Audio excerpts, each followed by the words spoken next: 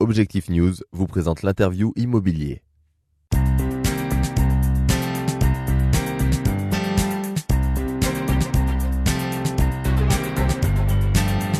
Bonjour à tous, merci de nous rejoindre sur objectivenews.tv avec notre invité aujourd'hui, Joseph Karl. Bonjour. Bonjour. Vous êtes vice-président de la SPLA du Grand Toulouse. Alors vous êtes à la fois en charge de la mise en œuvre du parc des expositions et puis du futur grand projet du quartier Matabio-Marengo. Alors peut-être aujourd'hui on va spécifiquement parler du parc des expositions parce que cette fois ça y est, on rentre vraiment dans le vif du sujet. D'abord parce que vous avez choisi l'équipe d'architectes, le projet est sorti des cartons, en tout cas pour l'instant. Est-ce que précisément, vous pouvez nous dire quelle est la caractéristique de ce projet architectural choisi? Tout à fait. Alors d'abord, bien sûr, cette Société publique locale d'aménagement, cette SPLA, a été constituée pour que ce soit l'opérateur public, la communauté urbaine du Grand Toulouse et le Conseil régional Midi-Pyrénées qui pilotent l'opération. Alors cette première opération du parc des expositions. Alors bien sûr, c'est un beau projet parce que on va doubler quasiment les surfaces qui existent aujourd'hui sur le parc des expositions actuel, avec une première tranche avec 70 000 m² de surface, plus 40 000 de surface extérieure couverte, et une extension possible de 45 000 m². Alors la caractéristique, c'est qu'effectivement, d'abord, l'équipe qui a été retenue, l'équipe d'OMA avec Rem Koolhaas, une grande signature de l'architecture, a, je crois, complètement innové et nous a proposé autre chose qu'un parc des expositions. Au fond, il nous a proposé aujourd'hui un nouvel espace événementiel tel que les générations futures vont a priori se déterminer. Donc on n'est pas sur un parc des expos traditionnel avec beaucoup de parking autour, ces espaces consommés là-dessus. On est sur une idée originale, un parc des expositions avec un parking silo qui est au-dessus, avec une arrivée du transport en commun puisqu'il va être desservi par le tramway qui va arriver sur l'esplanade, avec la possibilité d'avoir des bus qui amèneront les visiteurs tout de suite aussi dans le bâtiment. Bref, une conception tout à fait originale et je crois qu'il marque une autre vision de ce qu'est l'événementiel dans une ville de dimension internationale. C'est-à-dire fini les parkings qui s'étalent à l'infini dans les zones semi-urbaines. Il y a une volonté de rendre peut-être plus compact, oui. Plus compact, plus convivial, voilà. Aussi l'approche de l'événementiel, c'est ça? Tout à fait. C'est-à-dire qu'en fait on parle de compacité aujourd'hui. On dit c'est un équipement qui est caractérisé par sa compacité. Je pense en même temps qu'on prend vraiment conscience des questions de développement durable. Et dans le développement durable, l'espace est une donnée rare et donc il faut préserver l'espace. Et c'est vrai que plutôt que de dédier l'espace à la voiture, il vaut mieux le dédier aux équipements publics ou aux espaces naturels. Et en fait, c'est ce qui est privilégié. Et donc l'intégration du parc dans le site va être très réussie. Et Madame le maire d'Aussonne a été très attentive, très sensible effectivement au fait que ce parc vienne bien s'intégrer dans ce... On ne défigure pas. Voilà, tout à fait. Quel est le calendrier pour ce projet, désormais, maintenant que l'équipe est connue? Alors, le calendrier, bien sûr, est lié d'abord à la dimension d'une opération comme celle-là, c'est-à-dire à la nécessité... Un projet autour de 300 millions d'euros? Voilà, on est sur une enveloppe effectivement entre 270 et 300 millions, compte tenu des fluctuations, je veux dire un écart de 10%, c'est pas quelque chose d'étonnant.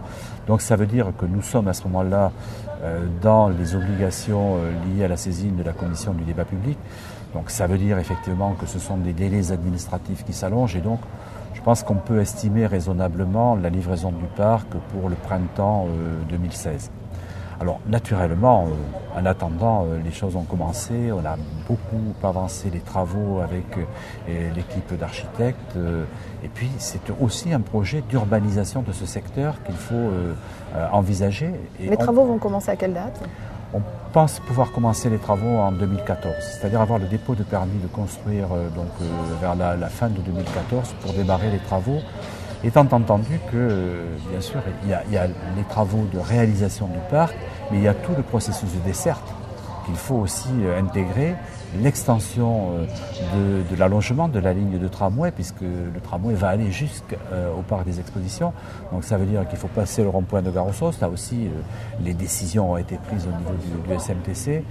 Et moi, je voudrais aujourd'hui quand même saluer cette volonté commune, bien sûr, du président du Grand Toulouse et de l'équipe du Grand Toulouse, du président du Conseil général, du président du Conseil régional, du président du SMTC, tout le monde, je crois, a véritablement envie de faire que ce parc réussisse à positionner Toulouse dans sa dimension internationale. Alors il y a justement cet aspect vraiment événementiel. À partir de quelle date vont pouvoir être commercialisés à la fois les expositions ou les événements? Alors naturellement... Pas facile la transition? Non. Alors naturellement il y a deux choses. Il y a la réalisation du parc et puis il y a ce qu'on appelle l'exploitation du parc.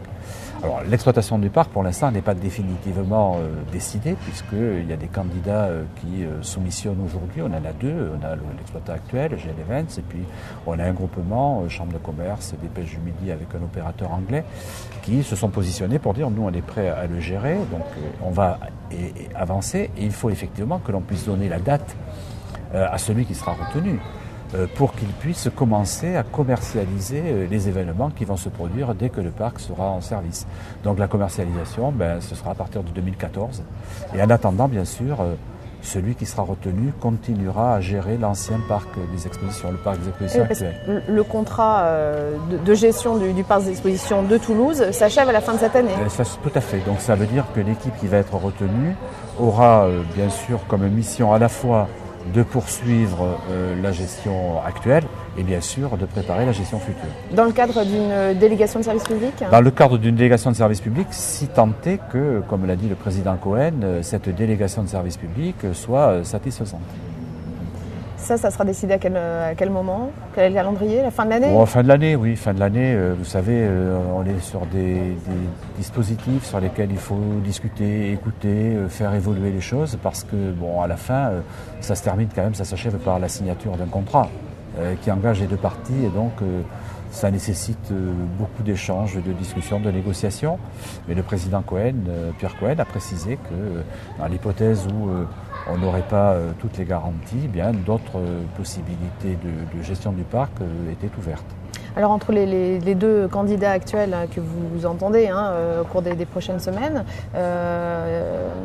est-ce que l'un d'eux a déjà vos faveurs? C'est prématuré, c'est beaucoup trop tôt pour le dire. Je crois il faut les entendre, les écouter. On a des analyses. Vous savez, quand on est dans ces procédures-là, on s'aperçoit que la négociation est essentielle. Elle permet de comprendre des choses. Aujourd'hui, on a un dossier. Alors, un dossier, il dit des choses.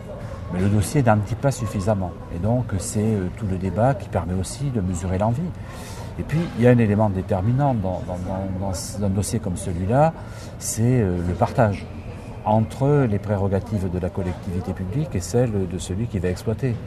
La définition des stratégies, la gouvernance d'un dispositif. C'est-à-dire que le Grand Toulouse souhaite quand même avoir votre droit de regard sur la stratégie événementielle, c'est ça? Le président Pierre Cohen là-dessus est très clair. D'abord, il a été à l'origine de la création d'une SEM Tourisme, SO Toulouse, visant à ce que la communauté urbaine soit effectivement très présente dans les choix stratégiques du positionnement de ce territoire.